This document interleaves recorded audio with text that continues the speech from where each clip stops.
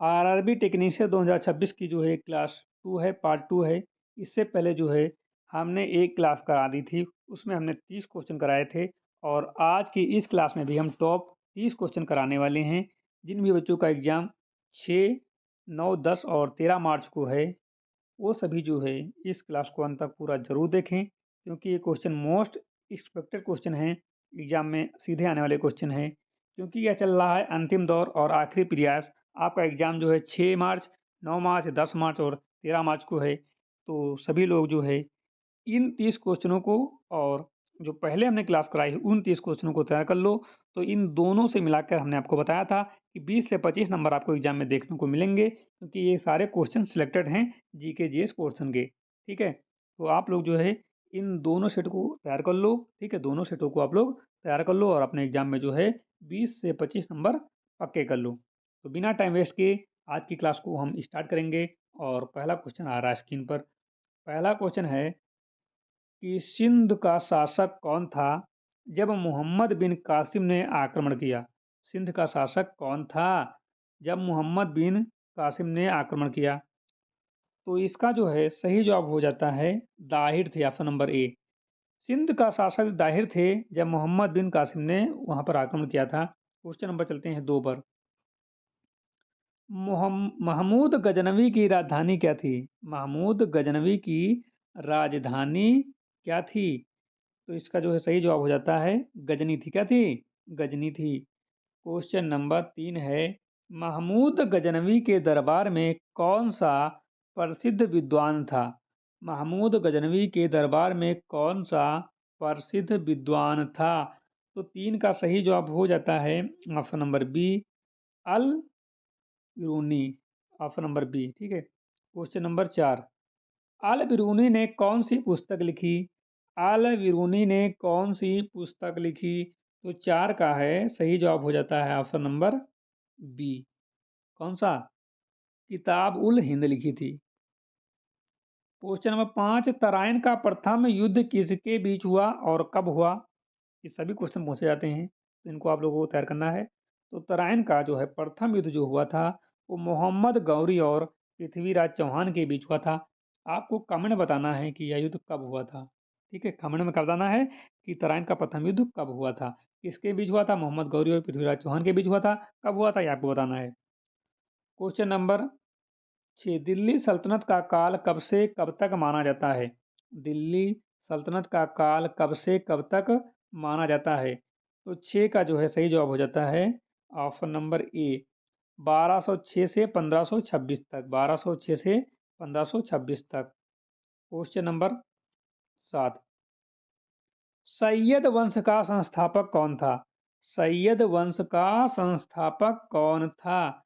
तो 7 का जो है सही जवाब हो जाता है ऑप्शन नंबर ए, खिरिज खान। कौन था? खिरिज खान। सैयद वंश का संस्थापक कौन था? खिरिज खान था। क्वेश्चन नंबर 8, बहलोल लोदी किस वंश का संस्थापक था? बहलोल लोदी किस वंश का संस्थापक था?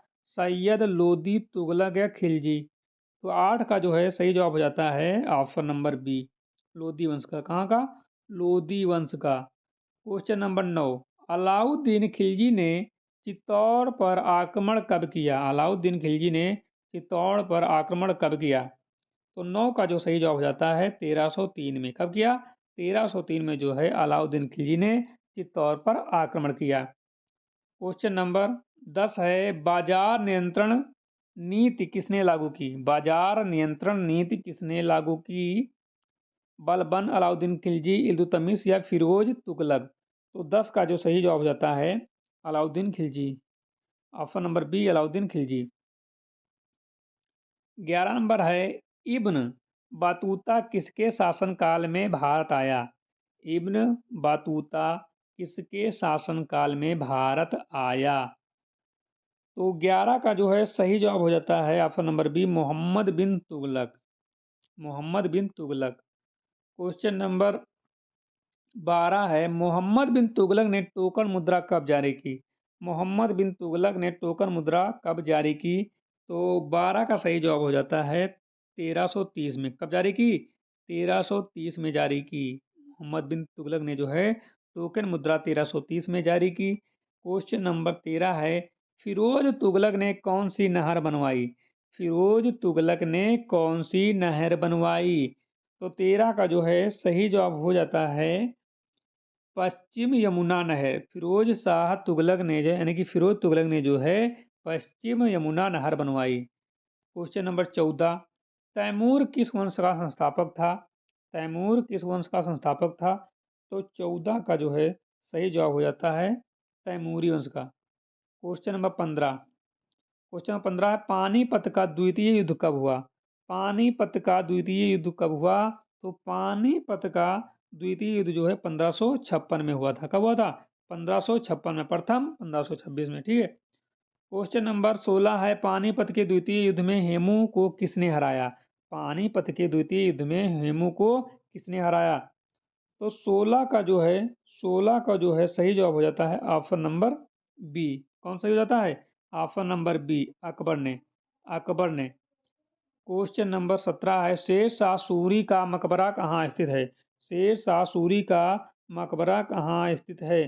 तो 17 का सही जवाब हो जाता है ऑप्शन नंबर सी, सासाराम में। कहाँ स्थित है? सासाराम में। क्वेश्चन नंबर 18 है, दिल्ली सल्तनत का पहला तुर्क शासक कौन था? दिल्ली सल्तनत का पहला तुर्क शासक कौन था? तो 18 का सही जवाब हो जाता है कुतुबुद्दीन ऐबक। कौन थे? कुतुबुद्दीन ऐबक। क्वेश्चन नंबर 19 है, बलबन किस नीति के लिए प्रसिद्ध था? तो बलबन जो था वो रक्त और लोहा नीति के लिए प्रसिद्ध था। ऑप्शन नंबर ए सही है। क्वेश्चन नंबर 20 है, अमीर खुसरो किसके दरबार में थे? अमीर खुसरो किसके दरबार में थे? तो ये अलाउद्दीन खिलजी के। क्वेश्चन नंबर 21, लाहौर को राजधानी किसने बनाया? लाहौर को राजधानी किसने बनाया? तो मोहम्मद गजनवी ने जो है लाहौर को राजधानी बनाया। क्वेश्चन नंबर 22 है, दिल्ली सल्तनत का सबसे शक्तिशाली शासक कौन माना जाता है? दिल्ली सल्तनत का सबसे शक्तिशाली शासक कौन माना जाता है? तो 22 का सही जवाब है option number B, Alauddin Khilji. Alauddin Khilji. Question number 23 है, एकता प्रणाली को किसने संगठित किया? एकता प्रणाली को किसने संगठित किया? तो 23 का जो है सही जवाब हो जाता है ऑप्शन नंबर ए, इल्तुतमिश।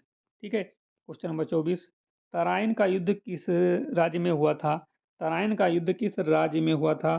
तो तराइन का युद्ध जो हुआ था वो हरियाणा में हुआ था। कहाँ हुआ था? हरियाणा में हुआ था।